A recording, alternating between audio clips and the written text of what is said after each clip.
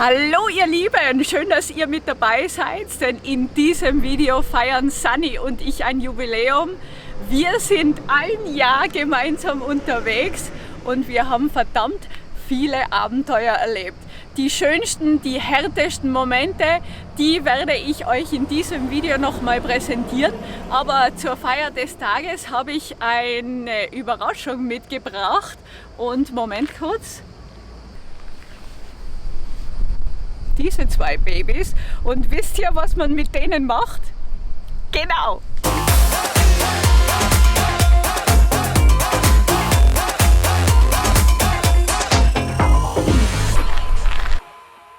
Sunny und ich, wir haben so einiges erlebt auf dieser Reise. Zuallererst einmal, wir haben jetzt ungefähr 5500 Kilometer zurückgelegt und sind durch 8 Länder durchgefahren.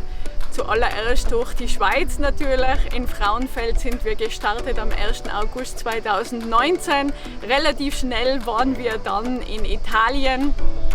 Dann sind wir weiter nach Kroatien, Herzegowina, Montenegro, Albanien, Griechenland und letztendlich sind wir dann in der Türkei angekommen. In diesen 365 Tagen war natürlich nicht alles lustig. Ich hatte auch meine schweren Momente, bei denen ich an meine Grenzen gegangen bin, teilweise auch Grenzen überschritten habe. Ich kann mich noch sehr gut an meinen ersten Nervenzusammenbruch erinnern in Albanien. Da hatte ich Probleme mit der Gangschaltung, ich habe sie können nicht bewegen. Und nach mehreren Reparaturversuchen sind mir die Nerven durchgegangen. Nachdem ich mich wieder beruhigt habe, hat sich dann herausgestellt, dass sich im Grunde nur die Stellschraube am Motor verstellt hat und das ein kleines Problem war. Der zweite wirklich schwierige Moment war dann die Einreise in die Türkei und es war ja schon zu dieser Zeit Winter. Da hatte es ja schon Schnee. Die Straßen waren eisig, ich habe mir zweimal einen Draht eingefahren in den Reifen, hatte Platten. Dann habe ich mir gedacht, ich fahre an die Küste, um dem Winter ein bisschen zu entkommen. Da hatte ich dann diesen extremen Wind. Dann ging es los mit körperlichen Krankheiten. Ich hatte diese extreme Augenentzündung in beiden Augen. Dann hatte ich die Blasenentzündung, die mich dann zu dem Punkt gebracht haben, wo ich gesagt habe, natürlich ist es nicht immer einfach, aber es sollte Spaß machen und es macht keinen Spaß mehr. Daraufhin habe ich beschlossen, eine Pause einzulegen und nach Hause zu fliegen. Letzten Endes war es im Grunde nichts, was nicht durch ein bisschen Liebe und Zeit mit Freunden und tollen Arbeitskollegen geheilt werden kann. Ja, hallo, Zwetschgerle! Na? Na? Wieder. Hey!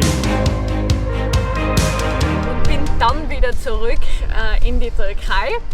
Wir hatten dann die dritte wirklich schwierige Phase meiner Reise, Corona. Erst war ich im Lockdown in Göreme für 3 Monate. Und als es dann wieder weiterging und ich wirklich eine tolle Zeit durch die Zentraltürkei hatte, am Schwarzen Meer angekommen bin und kurz davor war, in Georgien einzureisen, bin ich dann an der georgischen Grenze abgelehnt worden. Und ja, ich kann nur sagen, das war so beschissen, weil man mental an seine Grenzen kommt. Es ist dieser Wunsch nach Weiterreisen, neue Erfahrungen zu machen und man stoßt immer wieder gegen eine Wand. Abgesehen von den wirklich schwierigen Momenten gab es auf unserer Reise auch magische Begegnungen. Und zwar meistens hatten die mit Pannen zu tun. Zuallererst in Italien, als mir im Nirgendwo in den Apenninen die Kette rausgesprungen und gerissen ist, hat mir der Emanuele, der ebenfalls auf einer kleinen Vespa-Reise war, geholfen. Wir sind dann gemeinsam Richtung Süden nach Pisa und hatten 1-2 Tage miteinander verbracht, uns ausgetauscht über Gott und die Welt. Es war fantastisch. Das ist für mich eine sehr, sehr tolle Erinnerung.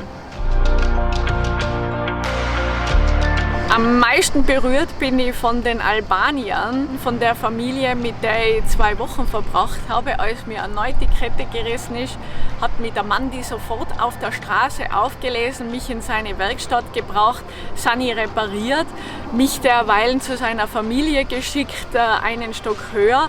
Und seine Mama hat sich dann um mich gekümmert. Ja, das kann man gar nicht beschreiben. Das war so herzlich. Ich war völlig emotional überwältigt von dieser Fürsorge und schlussendlich haben sie mich überredet, bei ihnen zu bleiben. Und aus diesen 1-2 Tagen wurden dann 2 Wochen. Es war sehr, sehr emotional. Wegen der Herzlichkeit, die erlebt man selten. Und es ist einfach schön zu sehen, dass es das noch gibt.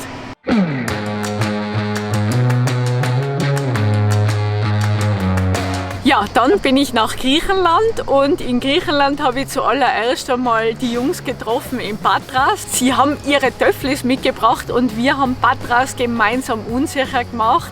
Es ist einfach das schönste Gefühl, im Rudel zu fahren. Man fühlt sich um so vieles unbesiegbarer. Es ist verrückt. Der Abschied von den Jungs war dann extrem schwer, das kann ich mich noch erinnern. Da habe ich bei der Fähre, als ich sie verabschiedet habe, ein paar Tränchen verdrückt. Dann ging es weiter nach Athen und die Maria aber hat schon relativ am Anfang, als ich noch in der Schweiz war, hat sie zu mir gesagt, Mäcki, kommst du auch nach Griechenland? Ja, habe ich gesagt, ja, dann wohnst du bei uns. Geplant waren wieder 1 Woche oder was, aber es wurden dann 3 Wochen. Es war einfach zu schön, die Zeit mit ihr, ihrer Familie, den 2 kleinen Zwetschgerlen zu verbringen und ja, wieder mal Dialekt reden. Es war ein bisschen Heimat im Ausland. Und außerdem ihr Ehemann, der Foti, der hat mich natürlich herumgeführt, mich mit Leckereien, Griechischen verwöhnt und mir einiges gezeigt. Ganz abgesehen jetzt von dem inneren Dialog, den man führt, mit sich selber auf Reisen, wenn man allein unterwegs ist, sind doch die Erlebnisse, die menschliche Interaktion, die menschliche Herzlichkeit, die Wärme zeigen, die Hilfsbereitschaft vor allem von so vielen Menschen, denen ich begegnet bin. Das ist das, was einen am meisten, am tiefsten berührt und was einem auch in Erinnerung bleibt. Für die Momente bin ich sehr dankbar.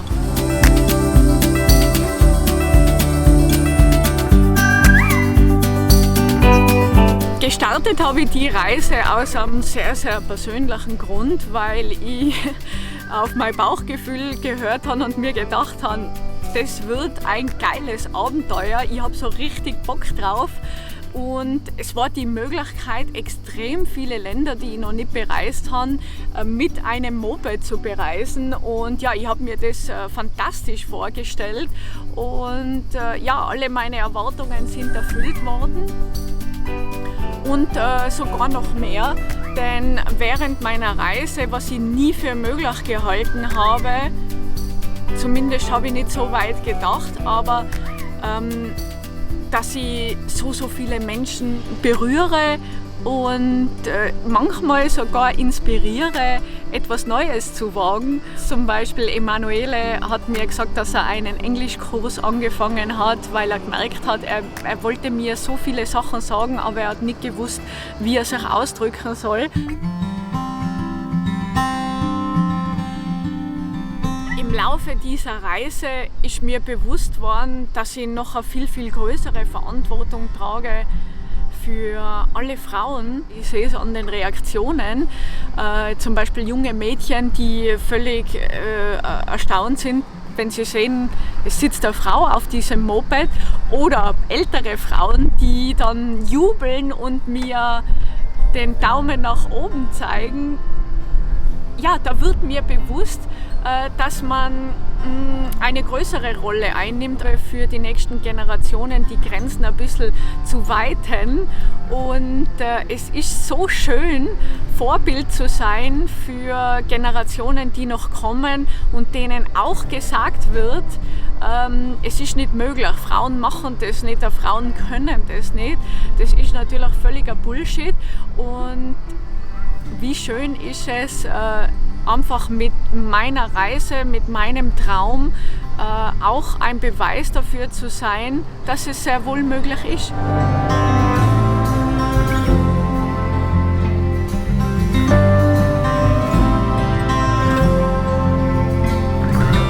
Das Wichtigste habe ich mir für den Schluss aufgespart, und zwar euch. Ich danke euch so sehr, dass ihr mich auf meinem Abenteuer begleitet und so zahlreich mir auch immer wieder Nachrichten schreibt. Vor allem, wenn ihr merkt, es geht mir momentan nicht so gut, dann gibt es immer wunderbar aufmunternde Worte. Und wenn es mir sehr gut geht, dann freuen wir uns gemeinsam. Ich bin so dankbar, dass ihr mich begleitet und dass ihr mich auch so sehr unterstützt. Und deshalb stoßen wir jetzt gemeinsam. Sorry, wie konnte ich nur? Natürlich als erstes mit Sunny. Als zweites sofort mit euch. Prost! Und ich freue mich auf das zweite Jahr gemeinsam mit euch. Baba!